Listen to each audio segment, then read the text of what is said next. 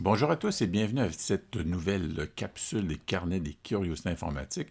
Aujourd'hui, on s'invite à l'intérieur ou dans l'univers sonore du compositeur, du concepteur sonore Jeremy Savage, qui a une longue histoire avec la maison Native Instruments, puisqu'il a déjà à son actif quelques collaborations avec eux d'instruments virtuels qui sont lisibles sous le format Contact. Le plus imprévisible, celui que je trouve particulièrement intéressant, c'est le Kinetic Metal que l'on voit ici à l'écran, qui est donc ouvert. Moi, je l'ai ouvert avec Logic, mais c'est un instrument qui est donc disponible sous format c'est-à-dire Audio Unit pour Apple. Je suis avec ça, le VST, le AAX, donc qui est autonome et qui peut être autant sur Cubase que sur Apple Logic. Et c'est un instrument qui propose déjà au départ une interface que je trouve, moi, sympathique. J'aime bien, quand on utilise un instrument, voir des choses un peu bouger. Et surtout que quand ça bouge, ça représente ce que l'on entend aussi. Au départ, on va parler de la source sonore. Le compositeur s'est amusé avec le temps parce qu'il travaille dans le domaine de la conception sonore depuis près de 20 ans. Donc, il y a une banque, une quantité inouïe chez lui, j'imagine, d'instruments ou d'échantillons qu'il a sous la main. D'instruments qui peuvent être des pièces de métal, des pièces de verre, toutes sortes d'objets qui, des fois, traînent autour de la maison ou différents environnements. L'important, c'est de faire une bonne captation et, bien sûr, après ça, de les mettre dans un contexte pour comment, à partir de ces éléments, on peut créer quelque chose qui devient un instrument de musique. Et c'est vraiment l'enjeu, c'est là le secret du compositeur Jeremy Savage, dans son ingéniosité, je dirais, et surtout dans l'esthétique de sa présentation. Les sons que vous avez entendus au départ proviennent de cet instrument Kinetic Metal que l'on voit ici. Au départ, comme je vous ai dit, moi j'aime bien les instruments qui proposent un aspect visuel novateur, on voit des choses, vous allez voir qu'à partir du moment où on actionne des sons, les choses se mettent à bouger. Et quand ça bouge, ben c'est encore là, ça représente ou ça va donner une action dans l'écoute du son comme tel. Au départ, voici les environnements, voici les roulettes qui sont nos objets de manipulation sonore, si on veut. En dessous, c'est le plus important. Ici, là, c'est ce qu'on voit, comment l'instrument a été construit. Pour vous donner une idée, je vais aller chercher ici, avec les petits boutons qu'on voit là, on peut mettre en solo l'objet qui est associé à ce bouton. Donc, à titre d'exemple, je suis avec l'échantillon qui s'appelle Aluminum Scratches. Et là, vous voyez ici le premier élément qui sert, parce que cet instrument va regrouper 4 sources sonores. La première, voici la deuxième.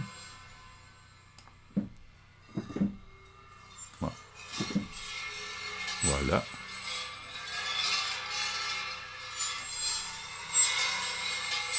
Quand on écoute bien, on se rend bien compte que c'est des instruments qui peut-être nous donnent une image particulière parce qu'on sent bien le métal, la chaîne ou des objets de cette nature. Voici le troisième.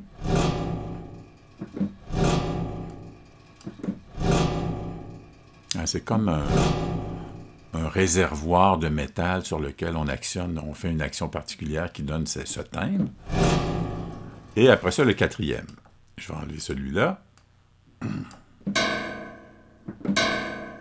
Frapper sur une pièce de métal. Quand on les combine les 4 ensemble, donc là, ils sont donc disponibles les 4.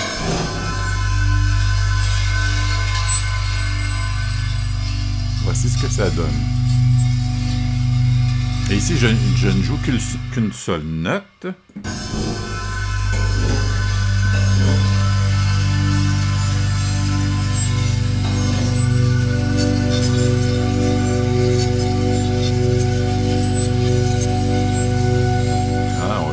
On se dit, wow, c'est fait uniquement à partir d'éléments, de pièces de métal.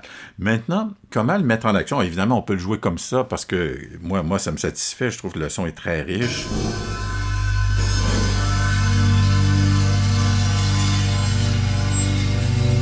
Et on a aussi avec ça comme un rapport harmonique. Là, j'ai joué un accord mineur, de sol mineur, puis on entend bien le mineur.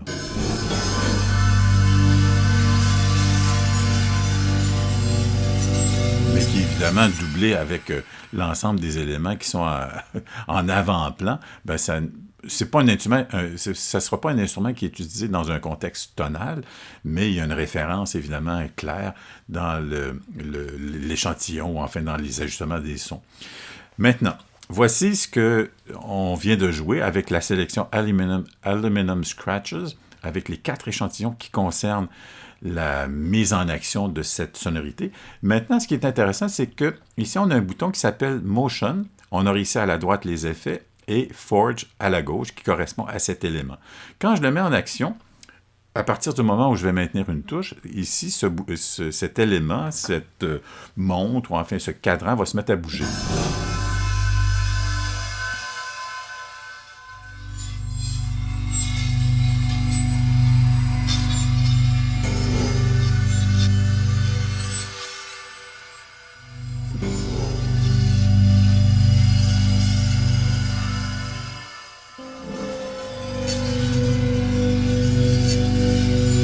Vous voyez qu'à la base, on a toujours la même source sonore, mais qu'ici, ça nous donne une dimension, une action musicale, si on veut, parce que le son bouge et on voit qu'à partir du moment où la roulette va cerner certaines actions, ici, on a 4 lettres, A, B, C, D.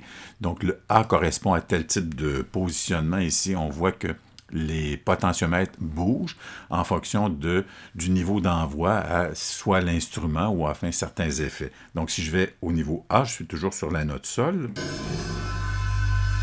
Je pars du A. Si je pars du D, on voit qu'on a une attitude plus dynamique. Maintenant, on voit que ici, j'ai parlé tantôt des échantillons qui servent de base à l'instrument. On a le bouton du contrôle du master volume global. Et ici, on a ce qu'on appelle les waves, c'est-à-dire les éléments qui vont nous permettre de moduler un peu le son en ayant des effets ou en ayant des échos comme ça. Pour avoir accès à ces éléments, ici, je vais aller dans FX pour voir quels sont les éléments qui sont associés à cet autre niveau de manipulation. Pour avoir accès à celui-là, je vais aller ici sur le petit bouton Link et vous allez voir que ce qui bouge à gauche va avoir ou enfin aura une influence vers sa droite maintenant.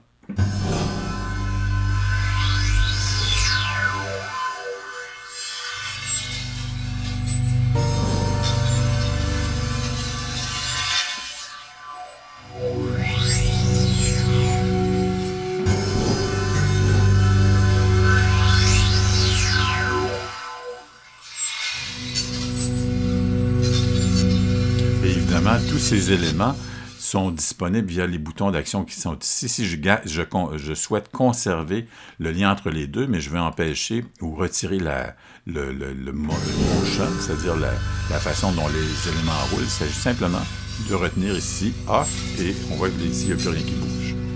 Je peux sélectionner directement des champs d'action et il reste stable. C'est la même chose avec celui-ci. Si je l'amène comme ça, vous voyez que il s'agit d'une présélection, disons numéro 2 avec le point B. Ça donne ça dans les effets. Si je vais chercher le numéro 1 ou une autre sélection, voilà, numéro 1 avec A. On voit que les sélections sont complètement différentes. Toujours en ce qui concerne la motion, c'est-à-dire la façon dont le mouvement est mis en action, on a aussi les shapes, c'est-à-dire les formes d'ondes. Ici, on avait une onde sinusoïdale, donc qui nous donne un mouvement très, très continu.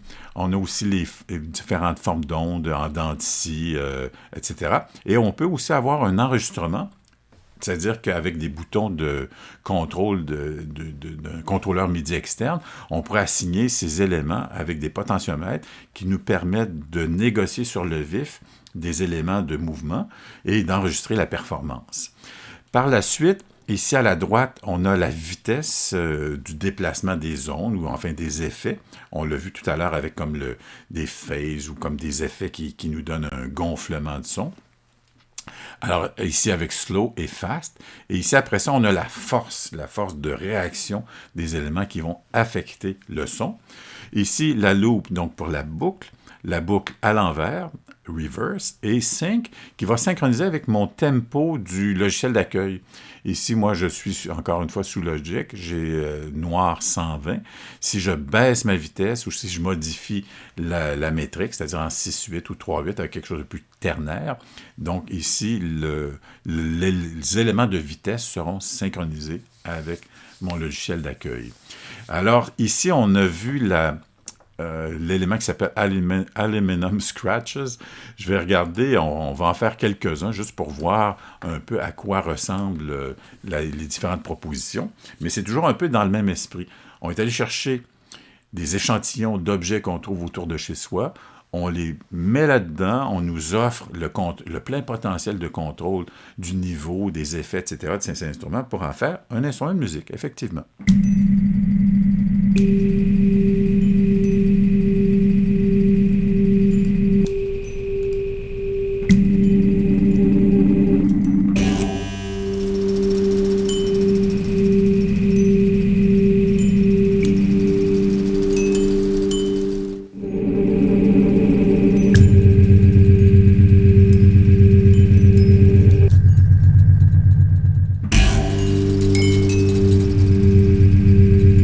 Effectivement, on est très près de la nature d'une machine à écrire, Antique Typewriter. Si je vais voir quels sont les échantillons qui ont servi à la création de cette proposition, je vais aller mettre en solo, le premier ici.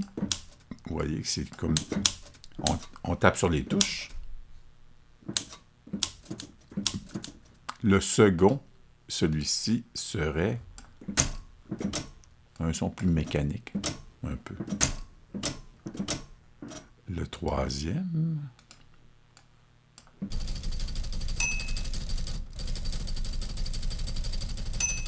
Ici, c'est quelqu'un qui a de l'expérience dans le jeu de la touche. Avec la petite clochette qui nous amène ce qu'on appelait à l'époque le retour du chariot.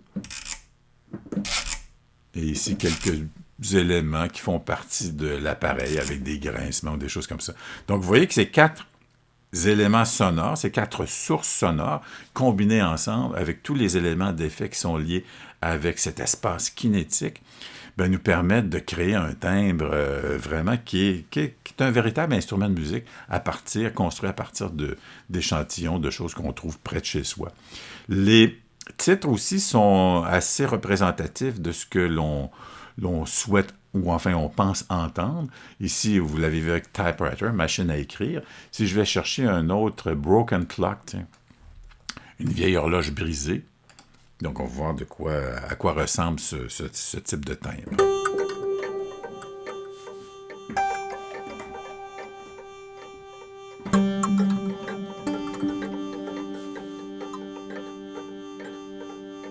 Donc ça nous donne effectivement une bonne idée. Ici, j'ai choisi, parce que ici, ce sont un ensemble de, je ne sais pas, il y en a combien, là, de configurations, de propositions qui vont vraiment mettre en relief les éléments typiques de cet instrument. J'ai choisi, moi, ici, des éléments qui ne sont pas mis en action, en mouvement. Donc, c'est une proposition du concepteur, donc, Jérémy Savage, qui a construit ces instruments à partir de quelque chose de stable, de fixe. Évidemment, si, à force de travailler avec l'instrument, je souhaite moduler ou faire des opérations, simplement en sélectionnant les boutons d'accès, vous voyez que là, tout de suite, ça prend une autre dimension. Mais le compositeur nous offre 2 catégories. Celle à l'intérieur de laquelle je suis, où on ressort actuellement, c'est sans motion, sans interaction. Mais si je veux aller dans l'autre catégorie, je fais un double-clic sur les propositions. Et ici, ce sont donc tous des sons qui font appel à ce mouvement.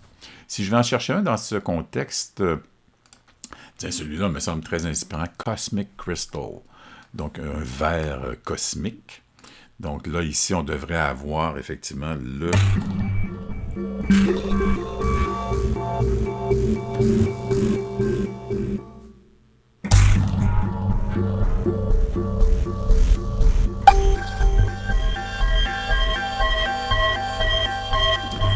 voyez que les mouvements sont évidemment là. Puis si, encore une fois, je souhaite faire le contraire de ce que je viens de faire tantôt, je mets les motions à off et maintenant je n'ai que l'instrument. Il donne vraiment un beau timbre.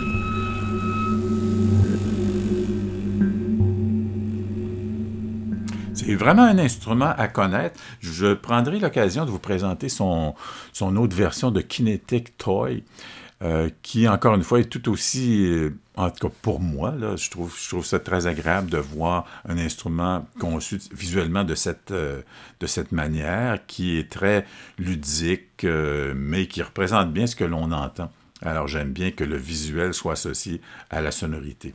C'est un bel univers présenté conçu par Jeremy Savage, un compositeur, un concepteur sonore hors norme qui nous amène à des dimensions vraiment insoupçonnées. C'est un instrument donc qui est disponible sous format contact, distribué par la maison Native Instruments. Si vous avez aimé cette brève incursion dans cet univers, ou enfin dans cette capsule, gênez-vous pas pour m'en faire part à l'occasion en allant sur mon site, mettre un petit mot et de vous abonner. Ça vous permettra d'avoir des liens plus directs à certains éléments qui concernent toujours une fois la musique ou les instruments, les éléments qui nous servent ou qui servent la création musicale assistée par ordinateur. C'est vraiment le but premier de la conception de toutes ces chroniques.